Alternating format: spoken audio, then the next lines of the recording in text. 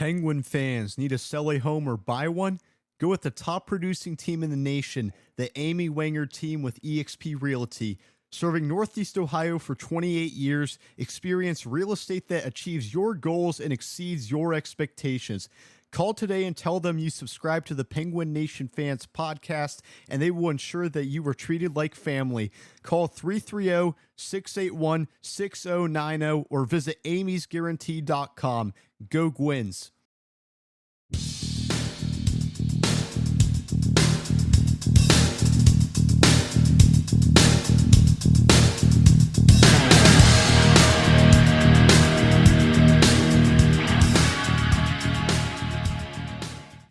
All right, welcome in, ladies and gentlemen, to another episode of the Penguin Nation Fans podcast. As always, I am your host, Gino Leone. You can follow me on Twitter and Instagram at Ytown Nation. And don't forget to check out my written work over on Redshirt Sports. Today, YSU officially opened fall camp, with camp running Monday through Saturday with Sundays off as YSU builds to the first game of the season on August 27th versus Mercyhurst. Youngstown State opened the season last year with Mercyhurst, and it will be an intriguing storyline as former Mercyhurst head coach Ryan Riemedio joins Youngstown State's staff as the defensive coordinator. Today, I'm going to keep it simple. I'll break down my projected starting lineup and the three biggest storylines I'm watching this week as fall camp unfolds. Football season is right around the corner. Before we know it, the calendar is going to flip here into August. I'm super excited. This is the most excited I've been about a YSU team under Doug Phillips for sure, and maybe since 2016, when we made that magical postseason run all the way to the national championship. And look, I've been very transparent with my opinion all offseason about this team. I think expectations have never been higher under Doug Phillips. When you return the best quarterback, maybe the best player in the entire FCS in Beau Brungard, you return Mike Wells, the defensive anchor, one of the best edge rushing pieces in the country, and nearly your entire offensive line and one of the more underrated defensive lines in the country. Expectations to win and win now are going to be big. And the reality of this roster makeup is we have a ton of experience, a lot of guys that have been through the storms of a lot of different types of seasons. Getting that returning talent back is super important, but as we sort of look into the future, it feels like YSU has to cash in on this season because we're going to lose a significant amount of talent after this season. So YSU has to capitalize. They have to make the playoffs. And in my opinion, I think it would be a disappointment if this team doesn't at least reach the quarterfinals with the amount of talent on paper that we think this team has. So before going into these offseason storylines that we've talked about for so long, I've been talking about national championships, the pressure caving in from the national media. Let's project the starting defense, the starting offense. I'm just going to give you guys these names. I'm not going to go too in-depth into my reasoning. I feel like I've talked a lot about these players and where I view players on film, statistics, production, and how I rank these projecting starting lineups. So defensive line, already done an episode on this. I have defensive end Ebony Curry Jr., defensive tackle Thomas Jolly, and then Jordan Pritchard Sewell at the other edge spot, transferring in from Holy Cross, one of the more underrated transfer additions of the FCS offseason. At linebacker, I have Mike Wells, Grain Rollins, Karsten Marshall, and then Ray Lee Collins III. He's going to play that outside linebacker defensive back role, and I just like what he gives us. Transferring in from New Hampshire, a super productive player, I believe had a previous stint at West Virginia. It's so important to have Mike Wells and Ray Lee Collins. Those two players are the biggest X factors of the defense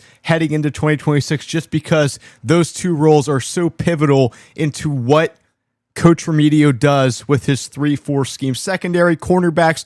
Cornerback competition is wide open. I'm going to go with Dev Holman and Darvin Tunis to start. Those are the two transfer additions. Tunis comes in from Shippensburg. Holman transfers in from Butler after a very good stint over there with Butler. Jordan Rudolph is certainly going to compete there. And then Julius Jackson, the Washburn transfer. It would not surprise me whatsoever to see either Jackson or Rudolph in that starting lineup. But based on what I saw during the spring and some of the action at fall camp, Dev Holman and Darvin Tunis would be the two guys I would go with at cornerback. Safeties, I'm going to go Cam Smith and Stanley Klein. I feel like Cam Smith's a pretty safe lock for me. Stanley Klein, I'm not so sure. He has a lot of speed, which allows Coach Riemedio to get creative with how he utilizes him. You can match Klein up with some very explosive players in the slot, which I don't think you could do with Josiah Williams-West or Weston Sturzinger, but you could also say that Williams-West and Sturzinger are both fantastic run defenders, and that's something that Klein needs to get better at. But I just think that combination of Smith and Klein is going to give you the best mixture of experience, talent, and different attributes as to what they can do. Let's flip now to the offense real quick. Left tackle, Desmio Lee, no surprise. Left guard, Isaac Perkins. Center, Matthew Keeley. That might be a surprise for some people. Van Keen started most of the games at center last fall, but during the spring, it looked like Keeley beat out Keen for that center position, so I'm going to lean Keeley all the way until I'm proven wrong. Right guard, Shane Keenan. Right tackle, Nick Nielsen. This is the foundation of the offense. This is one of the reasons why YSU is being considered as a borderline top 10 team, if not a team that can push for a top 5 ranking preseason. It's that offensive line. That's the foundation. And Beau Brungard doesn't have the season that he had last year without what this offensive line did in terms of protecting him, in terms of blocking for him and quarterback power, and just overall quarterback designs. Beau Brungard's obviously the starter at quarterback. Best player in the FCS, best quarterback, absolute bulldozer. Jaden Gilbert's back at running back. Tight end, I got Austin Bray. And then the starting lineup at receiver, there's a lot of competition. Coach Yursich has said that this is a wide open race for who starts. I have Dorian Williams, Lynn L., Brian Hunt, and those are three guys that Coach Yursich mentioned as impressing him the most during the spring. I believe Hunt missed the spring game with an injury, but he's back, and I would expect him to start. Lynn Weichel, the Grand Valley State transfer, phenomenal. He's going to play a very similar role to what Flash Wilson did. We're going to use him to activate some of our jet sweep motion sets.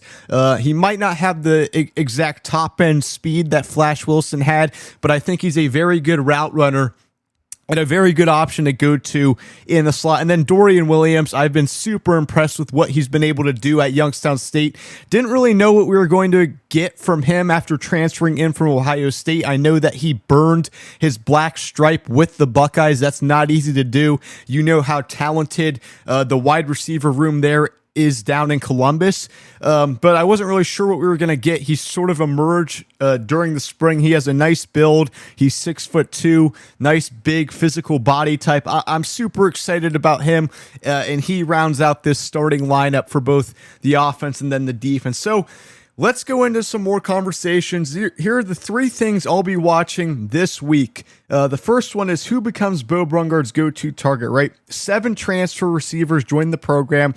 Dorian Williams looks like the leader in the spring. And again, I mentioned that he sort of surprised me as emerging as that number 1 target. I would think it would be Lorenzo Jenkins, really any of these guys, because these guys have proven production, whereas Dorian Williams didn't really play much at Ohio State, but he has emerged, and it wouldn't surprise me if he becomes our go-to guy. But the depth and balance of this room is what stands out to me the most. And again, I'm not sure how big of a gap there's going to be between the number 1 receiver and the number 2 receiver on next season's team. Like, I think the balance and depth is greater than last season, and there's a lot of talent. And I'm not sure who's going to lead the team in receiving yards, because it's tough to say. If you told me Weichel is going to be our leading receiver, wouldn't surprise me. Hunt from Findlay wouldn't surprise me. Connor Smith, Lorenzo Jenkins, Fresh Walters, if he gets the start in that slot position, right? You just don't know what direction this is going to go. I think it's going to be balanced. I think Beau is going to try to get the ball to all these different receivers, and I think that's a good thing, right? If you have 3 guys on the field that are super talented at the wide receiver position, that gives you a significant advantage, because you have to account for all 3 guys. You have to account for Beau's legs, his arm talent, and then on top of that, you slide into that tight end position where you have Austin Bray and Alex McDonald, and that generates mismatches over the intermediate parts of the field where linebackers have to deal with pass-catching tight ends like that.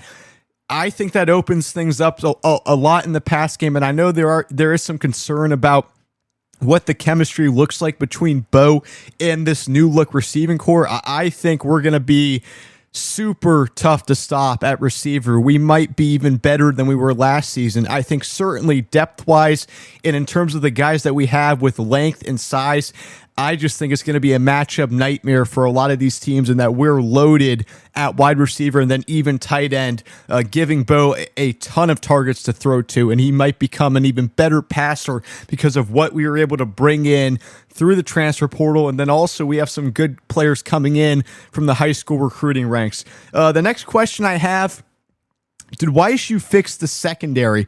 That's sort of the big question heading into 2026, right? We surrendered around 252 passing yards per game, an influx of transfers. I've talked about these guys have produced at their old program, so it seems to be that the talent is there in the secondary. Can Coach Riemedio put it all together here?